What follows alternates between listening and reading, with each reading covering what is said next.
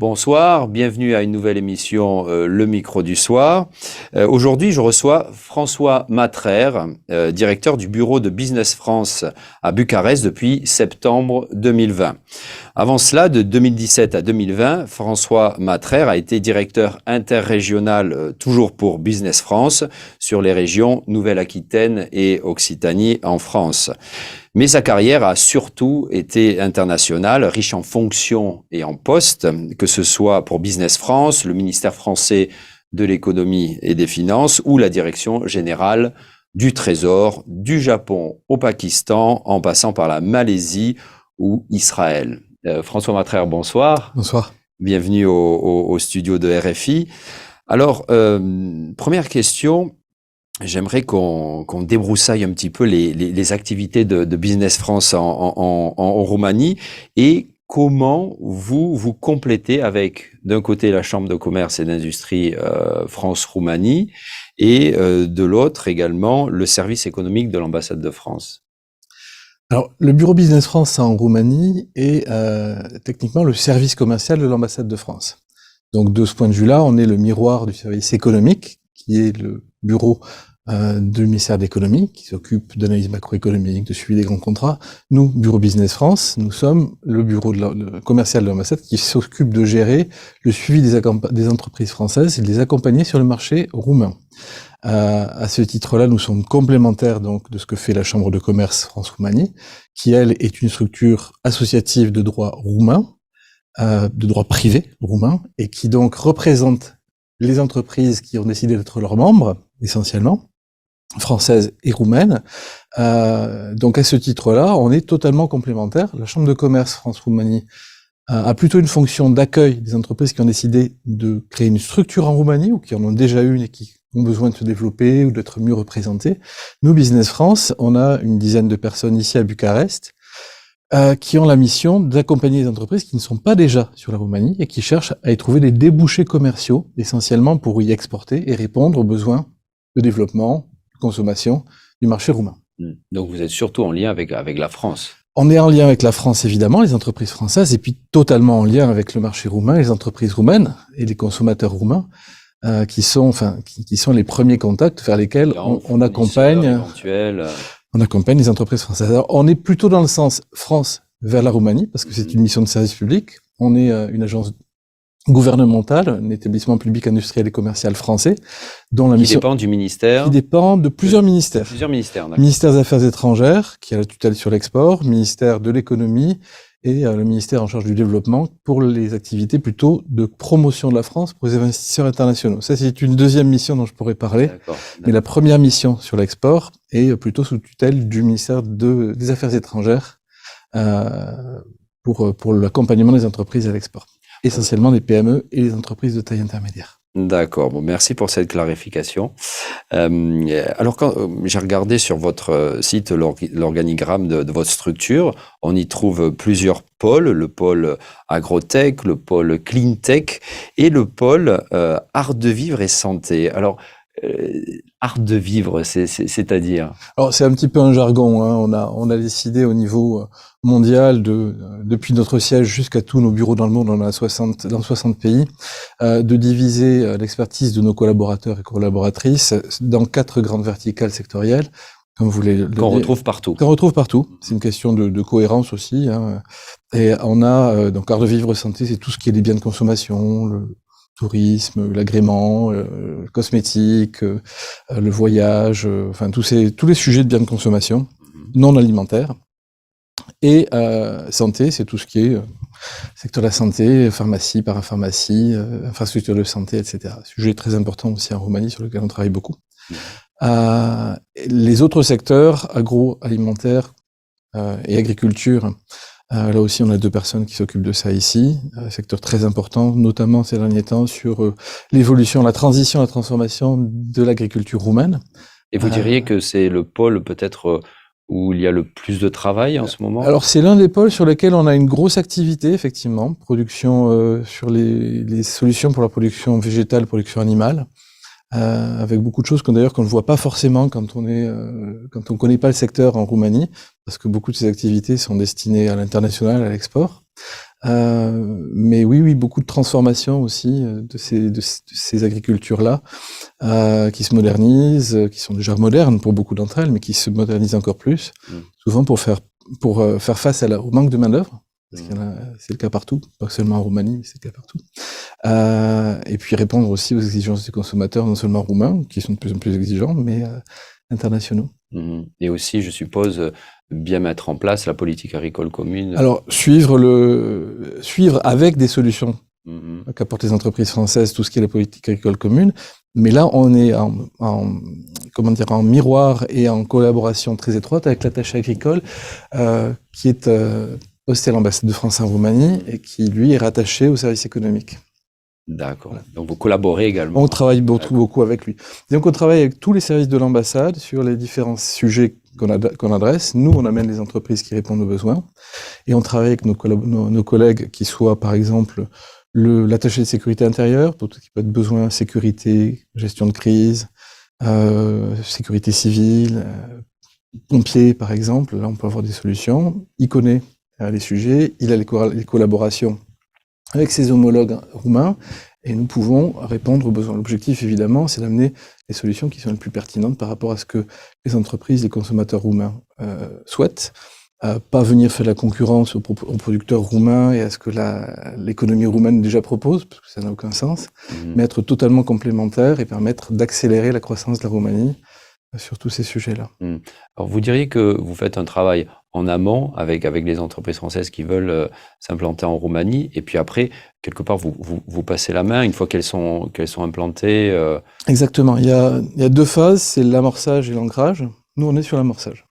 L'ancrage, c'est plutôt nos amis de la Chambre de commerce et les référencés qu'on a désignés et qu'on a nommés au terme d'un processus de qualification ici en Roumanie. On en a une dizaine. Sur les différentes compétences en termes d'ancrage, que ce soit juridique, fiscal, hébergement. La Chambre de commerce en fait partie, mais pas que.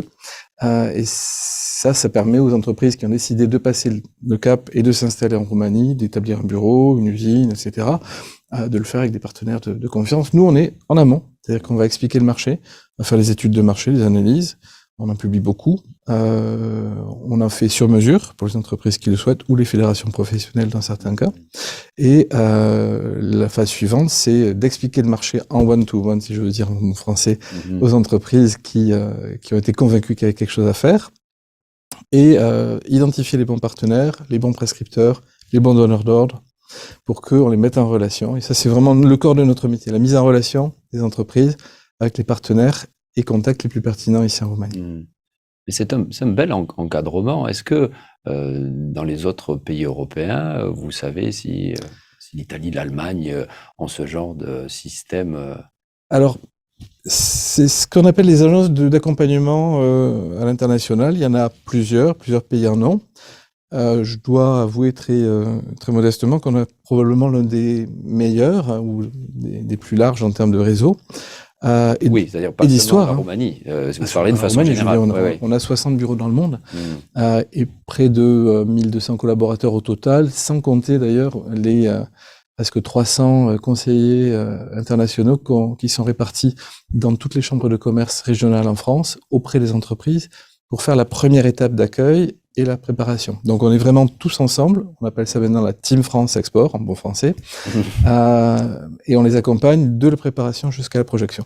Et ce dispositif, à ce niveau de maturité et de développement, je le connais nulle part ailleurs. Les Allemands ont un dispositif, mais qui est souvent rattaché à un système de Länder.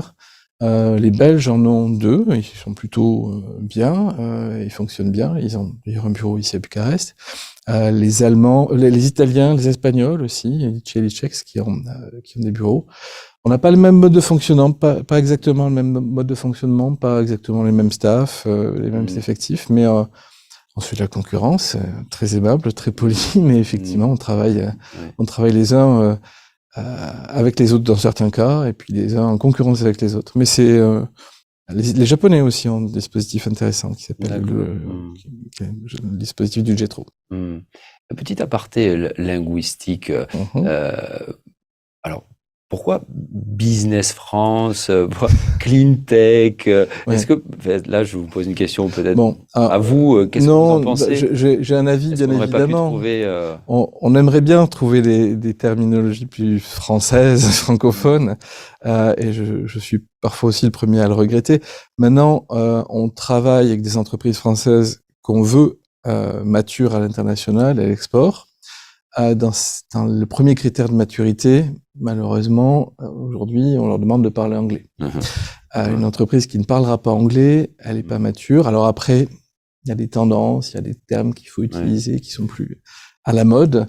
Business France, il y a une deuxième raison, ça parle non seulement au public français, mais au public international. Vous disiez qu'on a une deuxième mission qui est celle de l'attractivité de la France pour les investisseurs internationaux. La France est le premier pays en termes d'accueil d'investissements internationaux au niveau européen depuis plusieurs années. On le dit pas assez en termes de valeur et d'emplois créés en France.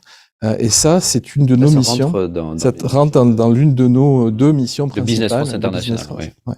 Donc Business France, vraiment, a cette mission. Et quand on s'adresse à des investisseurs internationaux, c'est un peu plus facile de dire on s'appelle Business France, c'est extrêmement clair, plutôt que l'Agence française de promotion des investissements internationaux. Oui, là, c'est arrêté un petit peu, voilà. Un peu long, oui. Ce qui était le cas avant d'ailleurs, on a fusionné deux agences, et l'agence précédente s'appelait l'AFII, l'Agence française des investissements internationaux. D'accord. Alors j'ai vu, toujours sur votre site, que vous couvrez également la Moldavie, la Serbie, et la Bulgarie. Et comment faites-vous Alors on a trouvé des solutions. Oui. Sur la Serbie et la Bulgarie, exactement. On a fait un appel à manifestation d'intérêt auprès des opérateurs privés locaux qui devaient avoir des compétences en français, parce que même si on s'appelle avec des terminologies françaises, on demande à nos opérateurs et à nos partenaires de parler français pour accompagner les entreprises françaises. Donc parler français, être compétent sur les marchés locaux, sur l'accompagnement des entreprises. Et donc, sur la Bulgarie et la Serbie, on a sélectionné deux partenaires qui se trouvent être les chambres de commerce bilatérales France-Serbie et France-Bulgarie, qui sont très bien, qu'on connaît depuis longtemps. C'est pas en entre-soi, mais on est confortable ensemble. On sait qu'on peut, en confiance, recommander aux entreprises de travailler avec elles. Dans certains cas, on le fait ensemble aussi, parce qu'il y a des accompagnements qu'on fait en même temps sur la Roumanie, la Serbie. Dans ce cas-là, on se met en tandem ou en trio. Et sur la Moldavie, on n'a pas forcément fait le choix de trouver un partenaire. Il se trouve que j'ai une collaboratrice moldave dans mon équipe. Bon, la Moldavie est quand même très très proche, au moins linguistiquement de la Roumanie. Et on n'a pas énormément de demandes, on peut en susciter quelques-unes de temps en temps, mais on en accompagne régulièrement sur la Moldavie, en direct, depuis le bureau de Bucarest. Vous vous rendez de temps en temps dans ces pays? Oui. J'y vais régulièrement.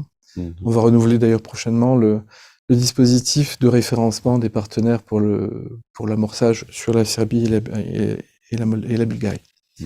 Mais j'y suis régulièrement aussi parce que je dois représenter l'agence. Dans ce contexte particulier de guerre en Ukraine, comment, depuis le début de la guerre, il y a eu des choses qui se sont passées chez vous, à Business France, et qui ont évolué particulièrement? Alors, je dirais oui et non. Il y a des choses qui ont évolué dans le sens que depuis la France, les entreprises ou nos partenaires intermédiaires qui accompagnent ces entreprises à l'export se sont posés beaucoup de questions. Plus fébriles. Voilà, je dirais que les entreprises sont peut-être un peu moins fébriles que les intermédiaires qui vont les accompagner et leur conseiller des destinations export. J'ai déjà même entendu certains de ses collègues me dire oui, on va peut-être pas leur recommander tout de suite la Roumanie, on va peut-être aller en Espagne ou au Portugal, mais pas du tout en fait. Donc là, la conséquence c'est que nous on a dû redoubler d'efforts pour dire non, la Roumanie reste un pays avec une forte croissance, d'ailleurs l'une des plus fortes croissances de l'Union européenne, avec un pouvoir d'achat qui est toujours en hausse, même s'il y a de l'inflation, avec des envies, des besoins au niveau des consommateurs, mais surtout aussi des infrastructures. Il y a de nouveaux besoins aussi qui ont été générés par les situations, que ce soit des besoins en termes de sécurité des frontières, sécurité des sites sensibles, cybersécurité. On a fait un événement l'année dernière avec une quinzaine d'entreprises françaises qui sont venues dans ce secteur de la cybersécurité, en lien avec l'agence roumaine de cybersécurité et les opérateurs locaux, privés et publics. Donc on a eu des besoins qui ont émergé, qui existaient, mais qui sont devenus plus prégnants à partir du moment où il y a eu cette situation d'agression russe en Ukraine. Alors, j'aimerais maintenant que vous nous parliez un petit peu de l'histoire de Business France, enfin, qui n'était pas Business France au départ. Quand est-ce que cette idée a commencé? Alors, Business France et ses avatars précédents a pratiquement plus de 100 ans. Au début, c'était la création du Centre français du commerce extérieur. C'était quand? C'était avant la Seconde Guerre mondiale? Oui, c'était juste dans cette période-là. D'accord. Il y a eu le CFME, l'Actim, qui avait des missions différentes de promotion des grands salons en France, de projection des entreprises, d'information des entreprises françaises sur l'export. Il y a une vraie tradition. Oui, tout à fait, c'est ancien. De même que certaines autres institutions d'accompagnement à l'international, comme les conseillers du commerce extérieur de la France, les CCEF, sont très anciennes et ont été créées pratiquement en même temps, donc c'est complémentaire. Et vous participez d'ailleurs, je crois, aux réunions. Bien sûr, je participe aux réunions du CCEF et ils ont une mission d'accompagnement à nos côtés, avec nous, des PME et des entreprises de taille intermédiaire qu'on peut pousser sur le marché roumain. Donc, tout à fait. Et ces différentes entités, progressivement, ont été fusionnées, modernisées, transformées, jusqu'à la création d'une agence qui s'appelait UbiFrance, qui ne faisait que l'export et qui regroupait toutes ces activités-là. Il a été décidé, il y a un peu plus d'une dizaine d'années, de fusionner cette agence UbiFrance avec l'agence dont on parlait tout à l'heure, l'AFI, l'agence de promotion d'investissements internationaux, pour faire Business France. Voilà. D'accord. Donc ne me demandez pas ce que signifie UbiFrance, c'est un nom qui n'avait pas vraiment de signification, si ce n'est c'est celle qu'on voulait inventer, ubiquité, France. Mais voilà, maintenant ça s'appelle Business France. On a ces deux missions, on en a une troisième dont je ne vais pas parler, mais très brièvement, c'est une mission de portage et d'accompagnement de la formule du volontariat international en entreprise, le VIE. C'est vous qui vous occupez de ça? C'est Business France qui gère. Oui. D'accord. C'est l'agence qui est en charge de ce dispositif. Et on a 150 à peu près collaborateurs. C'est vous qui sélectionnez Alors, nous, on ne sélectionne pas. D'accord. Les entreprises décident qu'elles veulent envoyer un jeune ressortissant européen, parce qu'il n'est pas uniquement français, sur une mission, par exemple en Roumanie, pour développer son activité, contribuer à sa croissance en Roumanie. Elle crée une fiche de poste, elle en informe Business France, elle demande un agrément. Une fois que l'agrément est obtenu pour l'entreprise et pour la mission, elle va chercher le candidat là où elle le veut, elle poste l'offre de volontariat international sur le site du volontariat international de Business France qui est en ligne, mais après, elle le trouve où elle veut. S'il répond à ses besoins et qu'il répond aussi aux exigences du VIE, c'est-à-dire plus de 18 ans, et moins de 30 ans, moins de 29 ans révolus, et ressortissant de l'Union européenne, c'est le seul critère, en dehors du fait qu'il doit être libéré de ses obligations militaires, mais aujourd'hui il n'y en a plus, il peut prendre qui il veut. Il n'y a pas une obligation de niveau de formation. On peut prendre un BTS boulangerie si on est une entreprise qui installe des fours à pain industriels pour former les gens. Ça, c'est important de le préciser, parce que souvent... on a dans l'idée que le volontariat, c'est pour les grandes écoles. Les grandes écoles, pas du tout. Et ça a changé ou alors c'était un peu le cas quand même au départ? C'est depuis longtemps, je crois que depuis la fin de la conscription, à partir du moment où le CSN, la coopération du service national, est devenue le volontariat international d'entreprise, mixte et beaucoup plus ouvert. Il est ouvert à tout type de candidature. Tout à fait. Alors, en amont de cet entretien, vous me disiez que l'image de la Roumanie était encore quelque chose sur lequel vous deviez travailler. Et vous le disiez un petit peu en début de cet entretien, non, ici... les choses, même dans ce contexte particulier, se passent relativement bien. Il y a de la croissance, mais cette image-là, elle est toujours... donc, comment vous travaillez là-dessus? Est-ce qu'il y a des frémissements d'amélioration? Ça s'améliore. On travaille par l'information, production d'informations concrètes sur... l'évolution des marchés, les besoins, l'évolution de l'économie, de l'industrie roumaine. Et on essaie de casser les a priori. Alors, les a priori sur le niveau de développement de la Roumanie, le pouvoir d'achat. Parce qu'on parle de gens qui s'informent, Oui, qui savent que la Roumanie, c'est plus la Roumanie d'il y a ne serait-ce que 10 ans. Et... oui, mais un chef d'entreprise d'une entreprise qui a 150 collaborateurs, qui est le nez dans le guidon, qui est à la fois le directeur financier, export, etc. Voilà, c'est un peu difficile pour eux.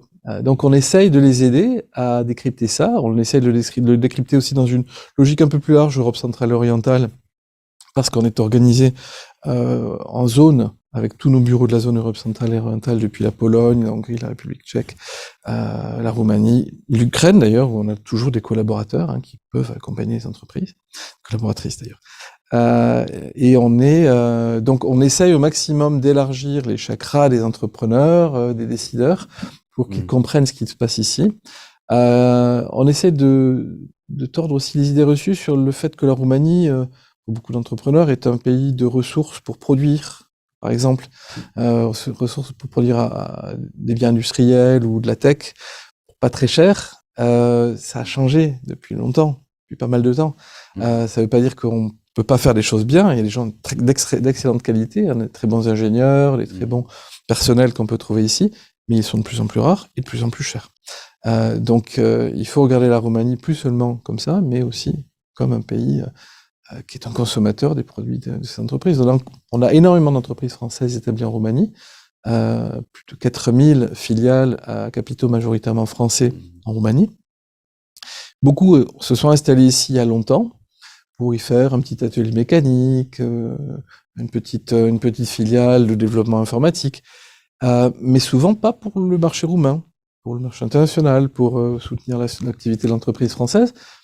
Et souvent, elles ont toujours pas ouvert les yeux, ces filiales, sur le fait qu'autour d'elles, il y a des consommateurs, tout un pays les multinationales françaises l'ont bien compris, oui, alors que les PME et les ETI, pas encore, pas toutes. Donc là, on fait même du travail de conviction auprès d'entreprises qui sont déjà là. De beaux exemples, quand on voit les multinationales françaises ici. Exactement. Un exemple tout bête, je me suis retrouvé une fois avec une entreprise française dans la tech qui avait plusieurs centaines, même pratiquement plus d'un millier et demi de collaborateurs en France, qui voulaient adresser le marché roumain, qui me demandaient vers quel type de client ils pouvaient aller. Deuxième entretien, je lui dis, mais c'est très bien, on va vous aider, mais que faites-vous de votre filiale à Bucarest? Vous avez 300 personnes à Bucarest. Il m'en avait jamais parlé. Je le savais, mais il m'en avait jamais parlé. Je lui dis, mais... Et il me dit, ah non, mais ça, c'est des développeurs. Non, mais c'est très important. Pas pour le marché roumain. Ouais. Très, très important. Il faut valoriser ça. Et on l'a très bien fait, d'ailleurs. Ils sont très, très contents de le faire. Mais c'était assez étrange comme posture. D'accord. Alors j'aimerais qu'on revienne un petit peu sur vous. Comme je le disais dans l'introduction, vous avez une belle carrière internationale, du Japon au Pakistan, en passant par la Malaisie ou Israël. Aujourd'hui, depuis 2 ans, vous êtes à Bucarest.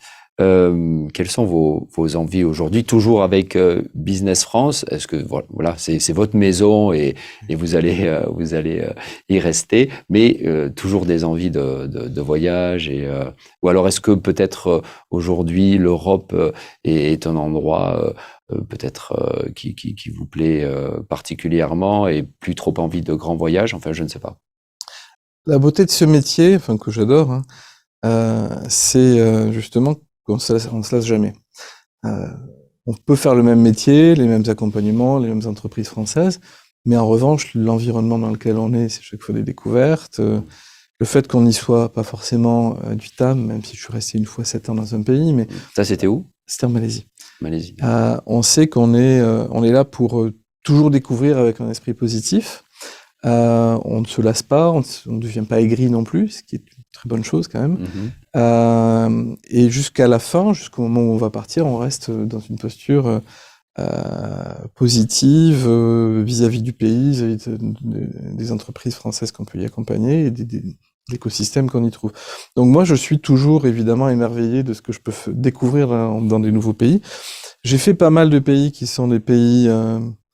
soit émergents, très émergents pour certains, ou des pays très lointains sur lesquels la lecture interculturelle est importante. C'est un petit peu notre qualité à nous de pouvoir justement faire ce pont lien, oui. entre la culture française et la culture du pays dans lequel on est. Nos collaborateurs locaux sont toujours 100% roumains, enfin locaux en Roumanie. Oui. Tous mes collaborateurs et collaboratrices sont roumains. Je suis le seul Français, à l'exception d'un volontaire international qui vient de nous rejoindre, qui est français. Mais vraiment, on est dans un milieu où on est là pour faire la transition. Donc, où que ce soit, je prendrai beaucoup de plaisir et je le ferai, je pense, plus avec plaisir dans les pays qui sont un peu plus compliqués. La Roumanie... Oui, aujourd'hui, même encore aujourd'hui, vous avez toujours envie de pays compliqués. Oui, parce que je me sens plus utile. Et la Roumanie, c'est un choix qui m'a été proposé et que j'ai trouvé très intéressant parce que je voulais faire un peu d'Europe et pas forcément être dans un pays d'Europe trop établi, trop stabilisé. Enfin, la Roumanie n'est pas instable, au contraire, mais est plus intéressante en termes de perspective, de croissance, de développement, de transition à tous les étages. Et ça, c'est vraiment ce qui me plaît beaucoup. D'accord. François Matraire, je vous remercie. Merci d'avoir été avec nous. Chers auditeurs, chères auditrices, je vous dis à la semaine prochaine. Et cet entretien, vous pouvez le retrouver, comme d'habitude, sur le site rfi.ro. Merci et week-end placout. Au revoir.